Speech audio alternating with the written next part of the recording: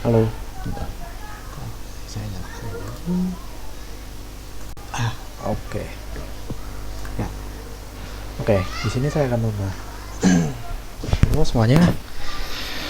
Di sini saya akan membahas tentang IR untuk saya akan melakukan klaim IR untuk membahas kaitannya dengan di sini saya akan membahas tentang apa yang saya pelajari dari TDD. Sebenarnya 3 ini yang saya bisa kaitkan, ya ini TDD, clean code, dan persona. Clean code dan clean code dengan mocking. Ya, kalau nggak salah di sini ada tentang mock. Ya, saya akan membahas tentang TDD dan clean code. Sebenarnya saya buka ini dulu, buka contohnya. Mungkin ini yang saya pelajarin dari TDD itu. Nah, dari yang saya pelajarin itu tentang TDD sebenarnya itu kan saya belajar itu kan sebenarnya kita membuat tes. Ya, kita membuat tes dulu sebelum bikin implementasinya. Nah, itu kan kayaknya kayak apa ya? Kayak gak terlalu intuitif kan. Sebenarnya kayak kita kan biasanya kayak kita bikin tes dulu dan ini, tapi sebenarnya dengan kayak ngebuat pola tes dan itu dulu sebelum implementasinya, itu tentu itu kita bakal ngurangin kode-kode yang nggak berguna intinya kan. Kita karena dengan TD kita udah merencanakan apa aja sih, ya kita merencanakan kodenya tuh bakal ngapain kalau dikasih behavior. Misal gini ya, saya sambil buka kode deh. Ini saya buka kode di sini ya, agak lama ya, agak lama sih ya. Oke, ya udah buka. Di sini saya misal ini ya, katakanlah aku ambil contoh. Ini kan ada, ini contoh project saya, dan di sini ada service. Ya, aku bikin yang simple aja ya, service. Ya, taruhlah service. Nah, di sini kan gini ya. Ya kan. Nah, ini service ini kan saya buat pada dasarnya ada 2 jenis, yaitu get. Get ini buat mendapatkan daftar notifikasi dari suatu user. Nah, ini kan ada user ID, ada row, ada max size, dan bla bla bla dan semacamnya. Terus di sini ada view. Berarti kan selain ngeget ini sebenarnya ini agak intuitif, tapi ya ini fungsinya buat melakukan update terhadap itu notifikasi tier dari user. Ya, ini kan ada 2 fungsi ya ini. Terus nah, kalau kita pikirkan kan tes itu kan kita bikin tesnya dulu kan. Catatlah contoh yang ini, dia ngedapetin list notifikasi. Nah, hal yang kita pikirkan sebenarnya kan ketika kasusnya adalah ketika ini, yaitu ketika notifikasinya berhasil diakses oleh user dan ketika notifikasinya gak berhasil karena suatu error yang terjadi. Nah, itu untuk merancang tesnya itu gimana? Ya udah, kita pikirkan skenario kan. Tadi ya udah dibilang kan skenario yang mungkin itu yaitu pertama ketika notifikasinya berhasil diakses, dan kedua itu ketika notifikasinya tuh gagal. Nah, di sini sebagai contoh, ini kan saya membuat tes buat ketika dia sukses, berarti seharusnya kan behaviornya kan kalau notifikasinya berhasil kan didapetin dong kayak itu daftar notifikasinya. Nah, di sini saya emang intinya dia membuat skenario demikian rupa sehingga ketika notifikasinya berhasil, ya ini notifikasi berhasil, maka harusnya ini dia kan di sini kan dia ngeluarin error dan responnya tuh ya, jadi ada 2, ada respon ada error. Nah, itu responnya itu yaitu daftar notifikasinya. Nah, itu di sini seharusnya kalau lihat di sini kan berarti dia kan lihat errornya tuh harusnya 0 atau ya nil apa 0, artinya itu errornya ada error. Kalau di sini kan not nil error respon, berarti dia berhasil dapat respon. Nah, kan di sini kan ini kalau skenario-nya sukses, tapi kalau skenario-nya gagal itu kan harusnya ngeluarin errornya. Ya, ini errornya itu ini kan not nil, artinya berarti kan ada error, nggak nol dong, ada suatu error, bukan berarti nggak kosong kan itu artinya. Nah, sama satu lagi saya baru kepikir, ternyata ada kasus juga kalau ini kan notification service kan dia nge-get, terus selain dia nge-get dia manggil function ini add issue flag. Nah di sini kita perlu membuat tes untuk memastikan ketika dia berhasil, dia melakukan flagging secara benar. Ya, set issue new flag itu apa? Intinya dia melakukan flag apakah notifikasinya itu udah terbaca atau belum. Ya, udah terbaca atau belum itu artinya kan ya user kan nyimpen last view notification atau notifikasi terakhir yang dibaca si user. Nah, kalau dia ternyata lebih besar, harusnya kan di set true. Kalau enggak ya false. Nah, di sini saya membuat contoh. Sebenarnya ini tadi aku buat contoh vary data. Vary data itu apa? Ini notifikasi baru, ini notifikasi lama. Ya, ini notifikasi lama kan.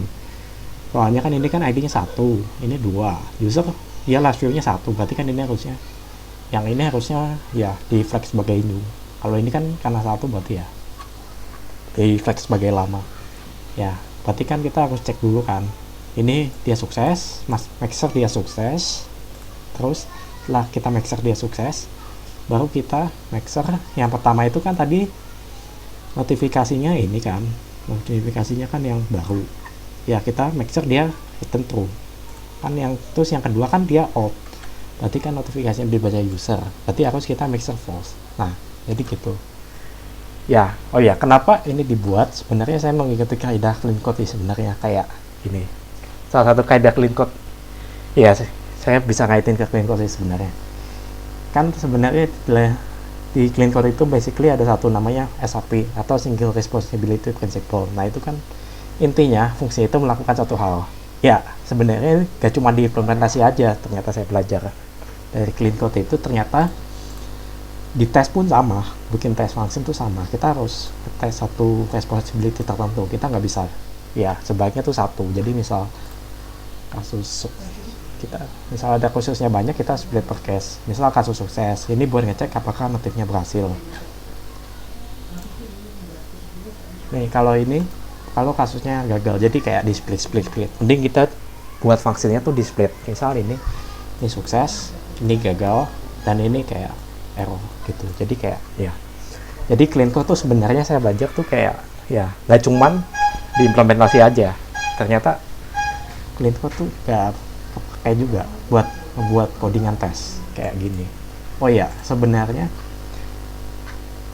ya dengan kayak buat ini tuh kayak kita measure ke cover. Kita ya dari sini kita bisa kan kita udah bikin tesnya. Nah, itu kan lebih gampang.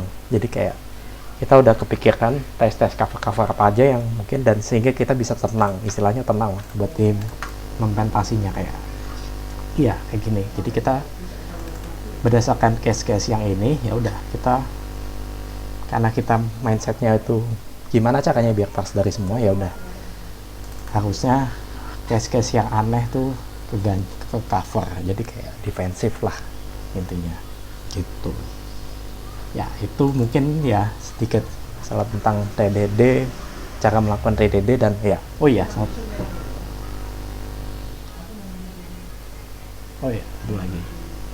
satu lagi terus ini ya satu lagi. Nah, di sini kan ada mock itu apa sih? Nah, ini kan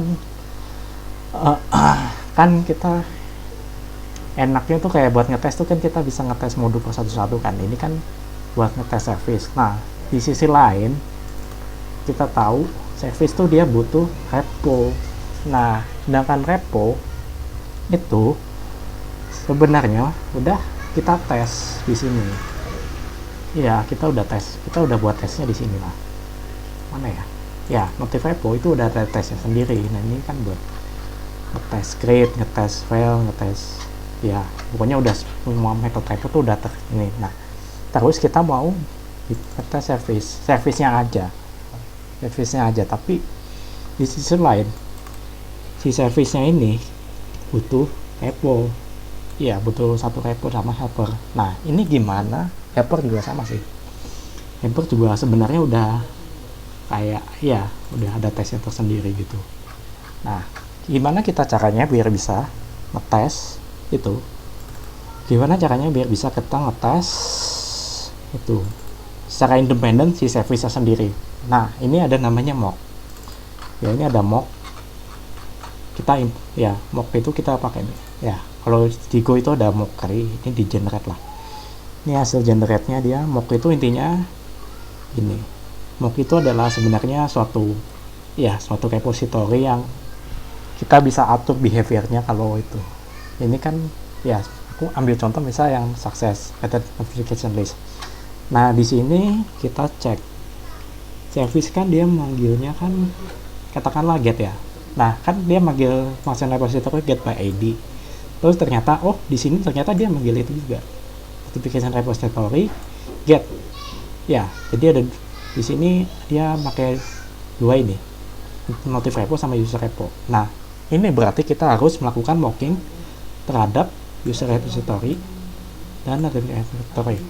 Karena masalahnya kalau kita nggak atur behaviornya, ntar dia bakal bingung di isi tesnya, kayak ya mau ngeluarin user apa, behavior apa gitu. Jadi kita ya kan, jadi kayak karena kita bisa melakukan engineering ya atau manipulasi terhadap ya metode repository-nya mau apa, kita bisa membuat skenario TDD itu. Jadi enaknya itu, enak dari mock itu kita bisa atur sedemikian rupa dia mau sukses apa gagal gitu intinya. Nah, ini kan misal contoh yang sukses ya.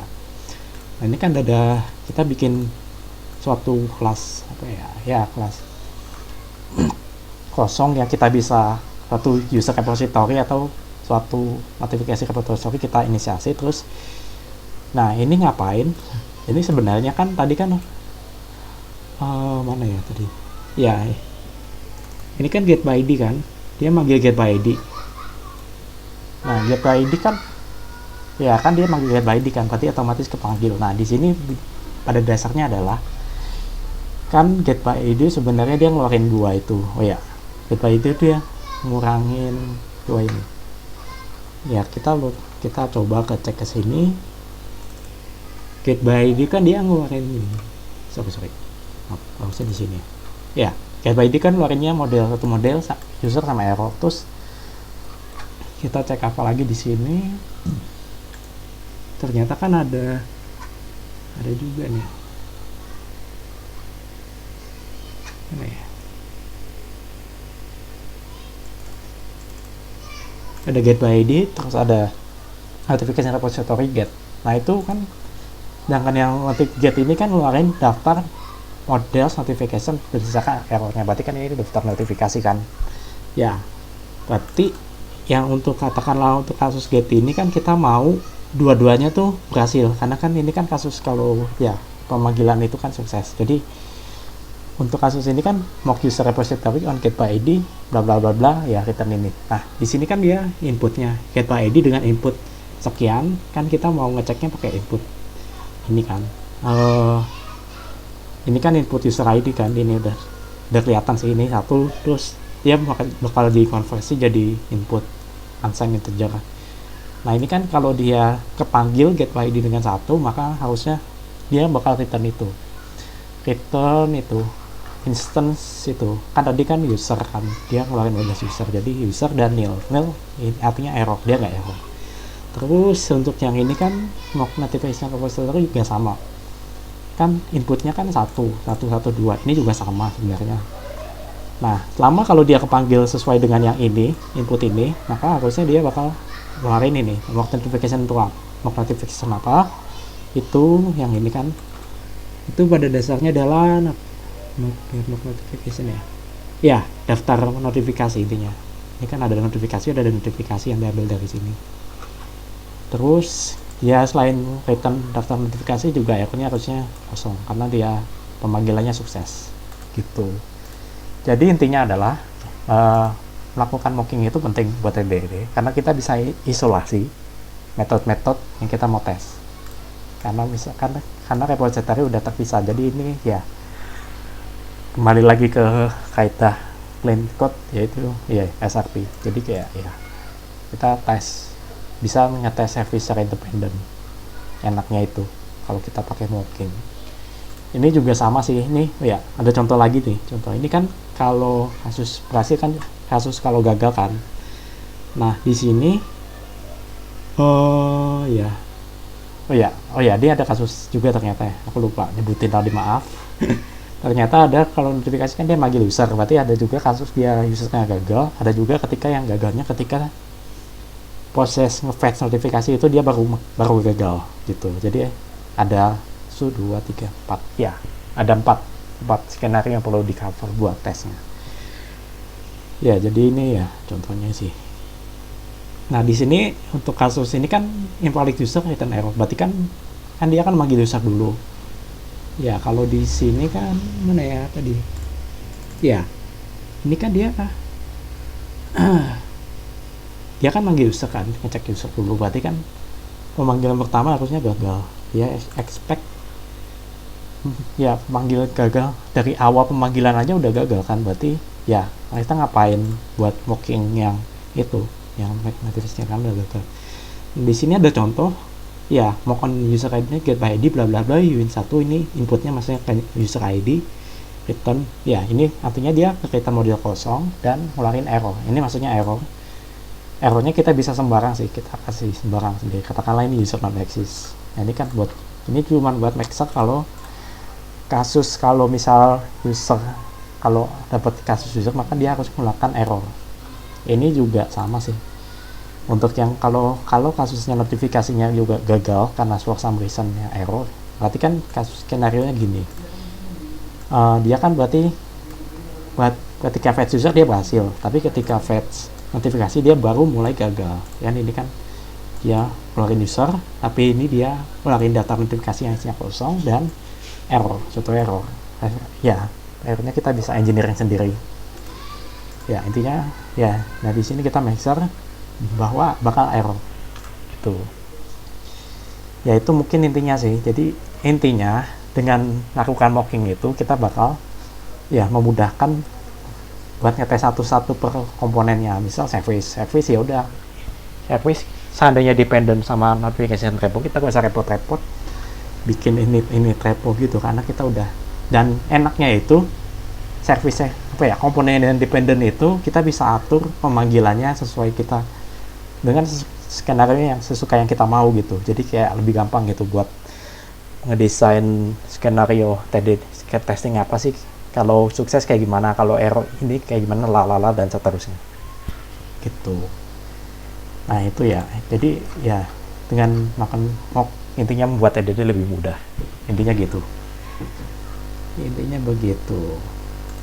Oke, lalu kembali yang aku bisa ini adalah tentang clean code. Nah di sini clean code ya, tadi sih sebenarnya udah disinggung sih masalah clean code. Nah TDD ini sebenarnya enaknya itu dia kan kita bikin sesuai dengan ini, kita bikin sesuai dengan skenario. Misal test get ngapain aja sih, terus ini view, oh ya ini udah skenario nya udah terancang. Nah enaknya itu kita bisa sesuai sedemikian rupa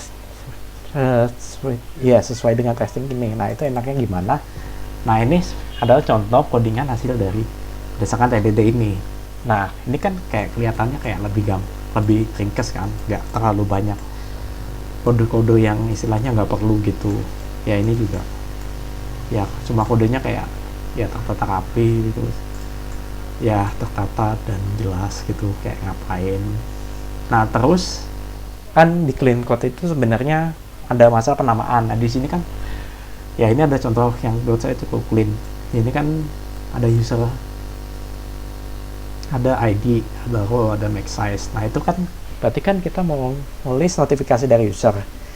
Nah ini kan udah cukup jelas user ID kan, berarti ID dari si usernya kan, dan role itu kan berarti kita butuh apa ya, role-nya itu buat siapa kan, itu kan oh ya sebagai konteks notifikasi itu kan butuh role.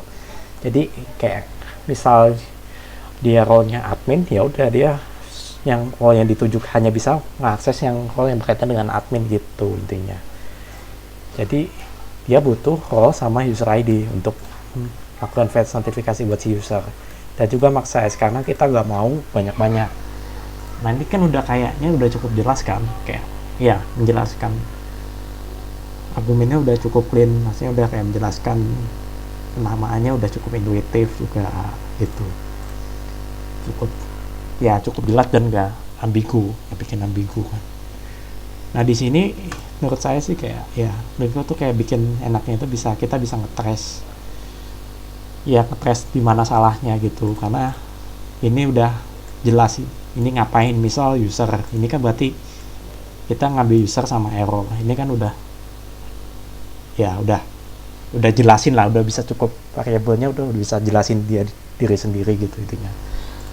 Nah ini juga udah jelas kan, ini dia dapat last view notification kan angka ID, berarti notifikasi terbaru kan, ya itu udah sesuai dengannya itu. Nah di sini juga ada komen. Nah di sini komen saya kayak ya seperlunya sih sebenarnya, karena menurut saya ini kan get kan. Nah kalau nggak dikasih komen ini kayak kurang jelas kalau menurut saya sebenarnya, kayak dia ngapain, get itu dia ngapain sih. Jadi kayak ya kalau lama ininya nggak diintuitif ya udah kasih komen ya, kayak ya bikin lebih jelas. Ini juga dengan komen juga cukup jelas. Service new flag juga menurut saya masih kurang jelas, jadi kayak kita kasih perlu komen. Nah di sini mungkin aku ambil contoh yang lain ya, kayak yang cukup jelas itu ini, bentar ya, suka takwa mana ya, takwa deh ya, ini ada contoh yang cukup jelas sih sebenarnya, kayak ini ya, ini contoh metode yang cukup menurut saya udah cukup intuitif.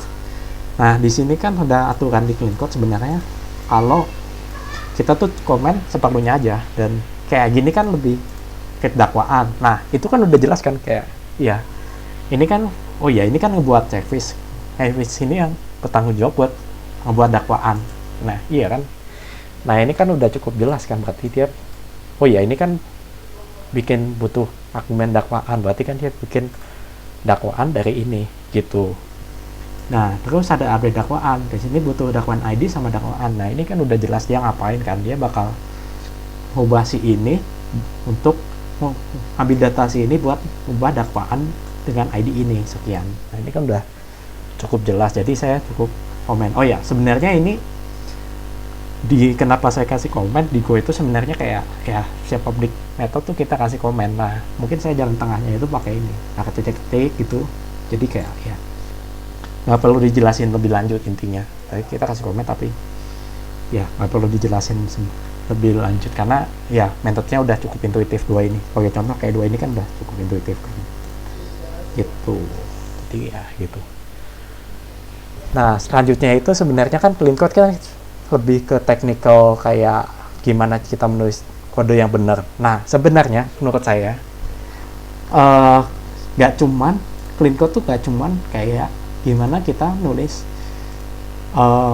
nulis kode aja, tapi pengaturan kayak gini tuh, ini kan MVC kan contoh ya, contohnya.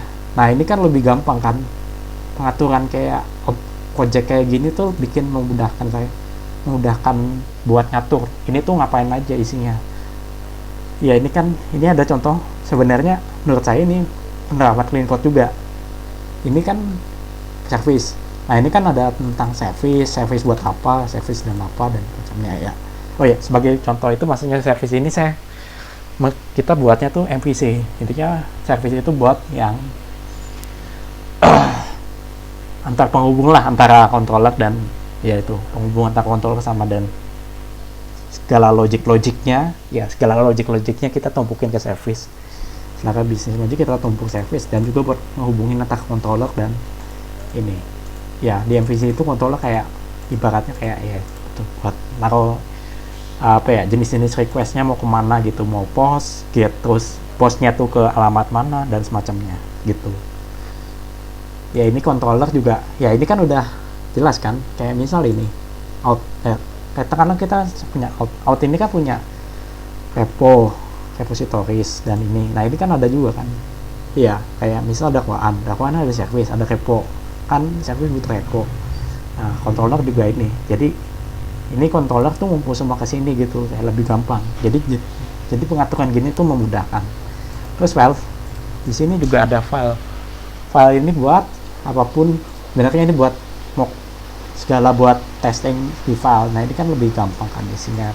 Terus ada helper kan buat intinya ya kumpulan helper atau maksud pembantu lah buat implementasi gitu kan. Ini ada buat melakukan matching regex, ada buat ini kan udah jelas kan, ini buat membantu hash, ada JWT, terus ada kalau responsnya gimana buat nanti API, ya itu jatuhnya ke segala helper. Nah di sini kan ada infrastruktur adalah buat kayak apa ya, kayak buat intinya ini buat inisiasi, kayak ada database yang kita pakai lah, ada Firebase buat statiknya, terus ada broker untuk verifikasi, dan ya pokoknya segala apa ya, service, intinya service lain aplikasi yang kita pakai yang bakal dibutuhin intinya. Ya bukan service sih, kayak apa ya, iya kayak service luar lah buat gitu.